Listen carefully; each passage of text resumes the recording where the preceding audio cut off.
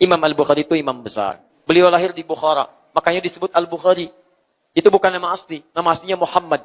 Punya bapak namanya Ismail, punya kakek namanya Ibrahim, kakek buyutnya Al-Mughirah, eyang buyutnya Al-Bardizbah. Tinggal di Kecamatan Ju'fa, Kabupaten Bukhara, Provinsi Khurasan, negara Uzbekistan sekarang. Dari Bukhara, rumus Arabnya kalau datang ke Arab ingin mengenalkan daerah, tambah al di depannya, ujungnya tutup dengan i. Al-Bukhari. Al-Bukhari. Usia 2 tahun bapak meninggal. 4 tahun mata buta. Ibunya mendekat kepada Allah, dikeluarkan tuntunan Quran. Dirawat anaknya dengan tuntunan Qurani. Apa yang terjadi? Allah ganti buta matanya yang permanen itu kata manusia dengan mata hati yang begitu tajam. Cepat dibacakan Quran, langsung ingat. Datanglah kemudian ke madrasah Quran. Dibacakan Quran surah ke-50 Qaf. Sekali baca, anak ini usia 4-5 tahun, yang lain sudah senior. Dibacakan Quran, kata syekhnya cuma menguji, man yahfad, siapa yang sudah hafal? Imam kecil ini mengangkat tangannya, mengatakan, hafidtu ala dhahri qalbi, saya sudah hafal. Yang lain diam. Syekhnya kagum dipanggil ke depan, ta'ali ya bunai, sini. Iqra, coba baca. Dibacakan oleh Al-Bukhari kecil. Allahu Akbar. Bukan cuma hafal makhrajnya, tajwidnya mirip syekhnya.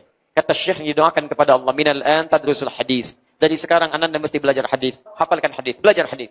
Pulanglah ke rumah bertemu dengan mamanya. Dia katakan, ya amati uridul hadis. Ma, saya ingin belajar hadis. Kata ibunya, iktafi bil Quran. Cukup dulu dengan Quran. Ananda punya keterbatasan. Kata anaknya, la uridul hadis. Dia yakin dengan syekhnya. Pasti syekhnya punya pertimbangan. Kata anak ini, saya ingin belajar hadis. Maka Al-Bukhari kecil masuk ke kamarnya. Ibunya melihat, dia meraba-raba jalan, bersedih. Kemudian pergi ke kamar ibundanya, menghamparkan sajadah, bermohon pada Allah Subhanahu wa taala. Ya Allah yang Maha menatap dengan tajam, yang punya kuasa tanpa batas, saya mohon ya Allah, kembalikan penglihatan anak saya. Minta sambil menangis. Al-Bukhari kecil kembali ke kamar mengulang hafalan Qur'annya. Ketika ibundanya menyebut Jal Basir, Al-Bukhari sampai di ayat ke-22.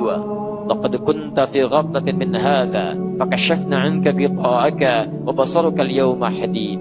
Ayat ini padahal bercerita tentang akhirat, tapi dengan izin Allah turun hukumnya di dunia kepada Al-Bukhari kecil. Dulu matamu tidak bisa melihat, terhalang.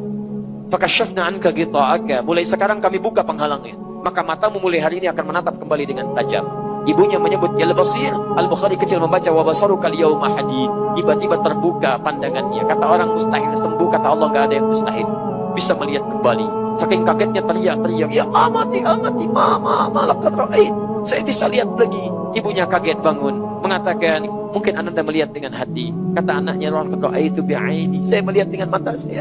Ini mama pakai baju ini. Di sekitaran kita ada benda ini. Maka keduanya berpelukan, ibundanya menangis. Sejak saat itulah beliau rajin belajar hadis, menghafal hadis, sampai menulis Al-Bukhari selama 16 tahun. Sebagian ditulis di Mekah, sebagian ditulis di Madinah. Amalan ibundanya, single parent, keadaan terbatas, membentuk anak sampai jadi pintar.